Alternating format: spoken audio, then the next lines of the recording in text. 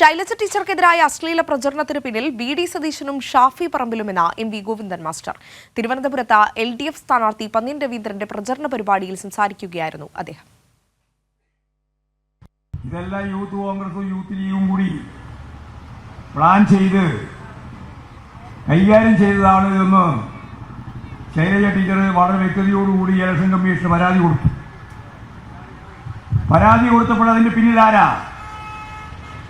അതിന് പിന്നിൽ വി.ഡി. സതീശനാണ് കേരളത്തിന്റെ പ്രതിപക്ഷ നേതാവ്. അതിന്റെ പിന്നിൽ ഷാഫി പറമ്പലാണ്. എന്താ ഉത്തരം എന്ന് ആരാ ഇതിന്റെ ഏറ്റവും പ്രധാനപ്പെട്ട ഗുണഭോക്താവ്? അതാ ഉത്തരം. ഇത് ആർക്കു വേണ്ടിയാണ്?